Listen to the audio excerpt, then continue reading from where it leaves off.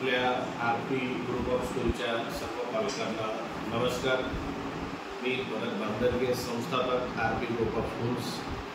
10 जूनला या ठिकाणी आपल्या शाळा सुरू झाल्या आणि आता आपण पूर्णपणे शाळा त्या ठिकाणी सेटल झालेल्या आहेत। या वर्षी आपण 2 शिफ्ट केल्या, सकाळची 1 शिफ्ट 9:30 ते 1 वाजेपर्यंत, दुसरी शिफ्ट पुन्हा 11:30ची। परंतु ह्या 10-20 दिवसामध्ये दुपारच्या शिफ्टबद्दल काही पालकांची एक विनंती यायला लागली की आपल्याकडे सहसा असं आहे की जवळपास 130 ग्रामीण भागातील खेड्यापाड्यातून मुलं शाळेमध्ये येतात आणि सध्या शेतीचे दिवस आहेत, पालकांना लवकर शेतामध्ये त्या ठिकाणी जायचं आहे। अशा परिस्थितीमध्ये थोडं मुलं लवकर घेऊन यावे अशी त्यांची इच्छा होती।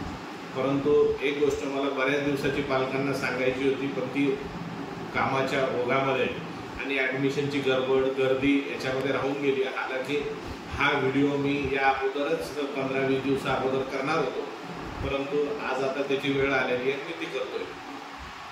सर्व पालकांना माहिती आहे की आपण शिफ्ट शाळा का केली की विद्यार्थ्यांना आमच्याकडून जास्तीत जास्त वेळ मिळावा, स्कूल बसमधली त्या ठिकाणी गर्दी कमी होणे, त्याचबरोबर इकडं शाळेमध्ये सुद्धा वर्ग तुकडी संख्या आपल्याला मर्यादित ठेवता आली पाहिजे। आणि दुसरी बाब कशी आहे की मोठ्या विद्यार्थ्यांचे प्रश्न त्यांचे काम वेगळं आहे, लहान विद्यार्थ्यांचा प्रश्न त्यांचा अभ्यास वेगळा आहे आणि म्हणून या दोघांनाही स्वतंत्ररित्या चांगल्या पद्धतीने वेळ देता यावा, चांगल्या सुविधा यांना देता यावा, या कारणाने आपण हा निर्णय यावर्षी घेतला।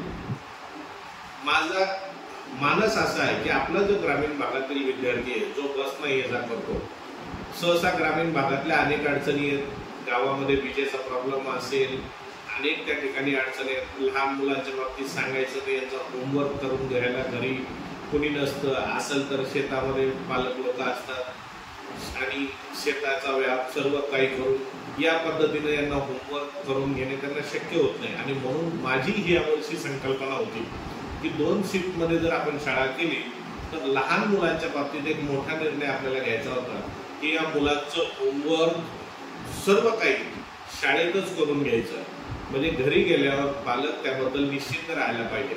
आणि म्हणून आता सुरुवातीला मी ती 11:30ची वेळ ठेवली, नंतर मी त्याला 11 पर्यंत आणलं या वीकमध्ये, आणि आता पुढच्या वीकमध्ये आम्ही बाहेरगावच्या विद्यार्थ्यांसाठी 10:30ची वेळ त्या ठिकाणी करतोय। शेवटच्या स्टॉपवर ती शेवटला गाडी निघते, तिथून 9:30ला गाडी निघेल, 10 वाजता मधल्या गावांमध्ये येईल आणि 10:30ला त्या ठिकाणी शाळेमध्ये येईल। आणि त्यामुळे आता तुम्हालाही शेतात वगैरे जायचं असेल तर ते मुलं सोडून तुम्ही जाऊ शकता। 10:30ला मुलं इथं आल्यानंतर त्यांच्या टीचर्सचं ऑलरेडी जॉईनिंग आमचं 9 वाजेचं असतं, 9:15-9ला आमचे सर्व टीचर्स येतात। आम्ही त्यांची अशी व्यवस्था करतोय की 10:30ला आल्यानंतर त्यांच्यासाठी त्यांच्या टीचर्स त्यांना घेऊन त्यांचं होमवर्क, त्यांच्या ॲक्टिव्हिटीज सगळं इथंच कंप्लीट करून घेतील, त्यांच्या नोटबुक चेक करून देतील, त्यांचं काही लर्निंग असेल परीक्षेचं तेही 2 तास इथं त्या ठिकाणी होईल आणि नंतर टिफिन खाल्ल्यानंतर त्यांचा शैक्षणिक कामकाज पुन्हा सुरू होईल।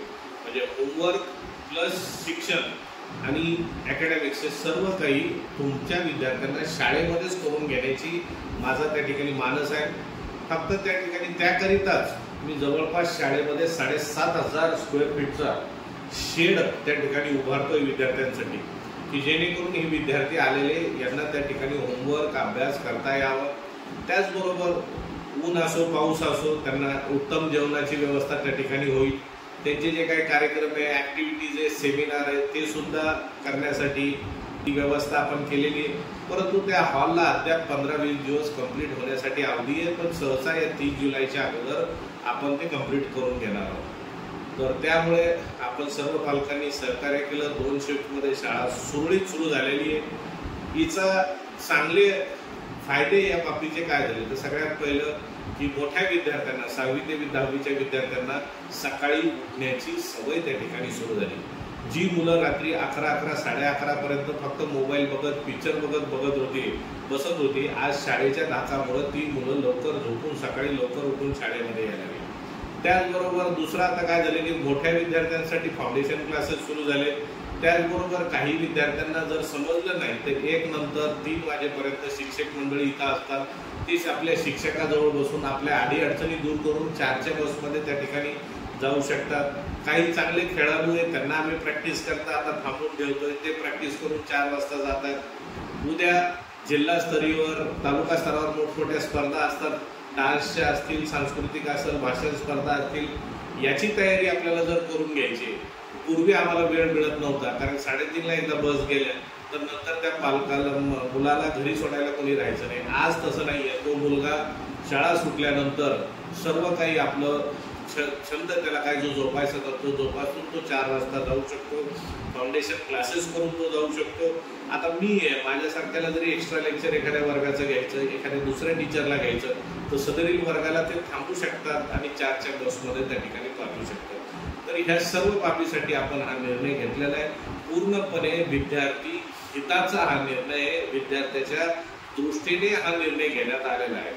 आज इतके सुंदर पद्धतीने शाळा चाललेली आहे. सकाळी मोठी मुलं, कॅम्पस अत्यंत शांत पद्धतीने त्यांच्यासाठी चालू आहे. दुपारी हे मुलं येतात, याच्यानंतर 10:30ला हे आले की यांचं काम यांच्या पद्धतीनं चालू आहे. म्हणजे ज्या वयातील विद्यार्थ्यांना जे पाहिजे ते आता आपण चांगल्या पद्धतीनं देण्याचा प्रयत्न करीत आहोत.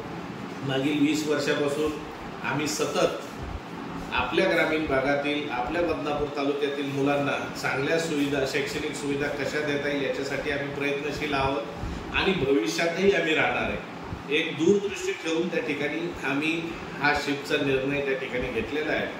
खरं पाहिलं तर शैक्षणिक संस्थेला या निर्णयामुळे ह्या वर्षी थोडी आर्थिक झळही आहे, कारण की गाड्या डबल यायला लागल्यात, गाड्याचा डिझेलचा खर्च वाढलेला आहे. परंतु जिथं गाडीमध्ये गर्दी होती, आता त्या गर्दी सर्व कमी झालेल्या आहे. विद्यार्थी संख्या कमी झालेली असल्यामुळे शाळेत आणि वर्गात दोन्हीकडेही व्यवस्थितरित्या त्या ठिकाणी सर्व बाबी चालू आहे. माझी शेवटी पुन्हा पालकांना एकच विनंती की जे लहान मुलं आहेत त्यांच्या पालकांनी काळजी करू नये. आता